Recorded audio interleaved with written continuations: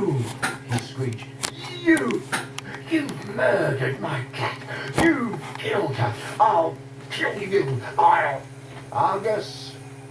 Dumbledore had arrived on the scene, followed by a number of other teachers. In seconds, he had swept past Harry, Ron, and Hermione and detached Mrs. Norris from the torch bracket. Come with me, Argus, he said to Filch. You too, Mr. Potter, Mr. Weasley, Miss Granger. Lockhart stepped forward eagerly.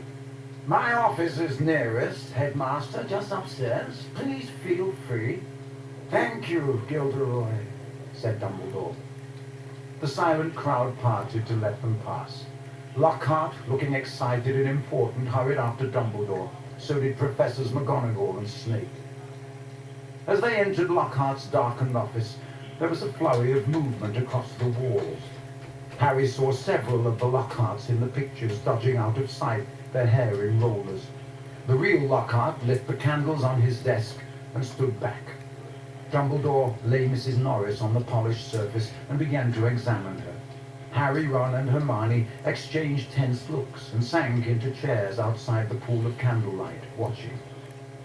The tip of Dumbledore's long, crooked nose was barely an inch from Mrs. Norris's fur. He was looking at her closely through his half-moon spectacles, his long fingers gently prodding. I'm running my Harry Potter discs. Professor McGonagall was bent almost as close, her eyes narrowed. Snape loomed behind them, half in shadow, wearing a most peculiar expression. It was as though he was trying hard not to smile. And Lockhart was hovering around all of them, making suggestions.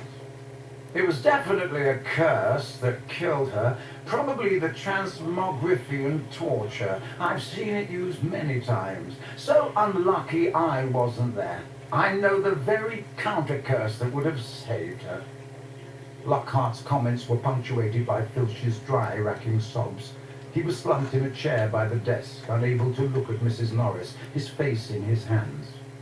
Much as he detested Filch, Harry couldn't help feeling a bit sorry for him, though not nearly as sorry as he felt for himself.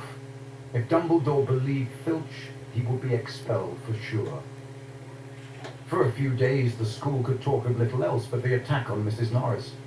Filch kept it fresh in everyone's minds by pacing the spot where she had been attacked, as though he thought the attacker might come back.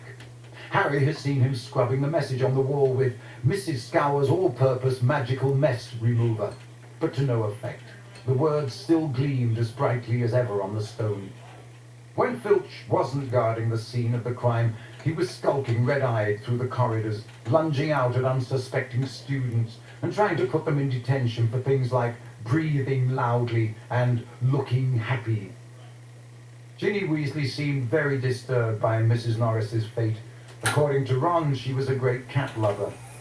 But you haven't really got to know Mrs. Norris, Ron told her bracingly. Honestly, we're much better off without her. Ginny's lip trembled. Stuff like this doesn't often happen at Hogwarts, Ron assured her. They'll catch the maniac who did it and have him out of here in no time. I just hope he's got time to pet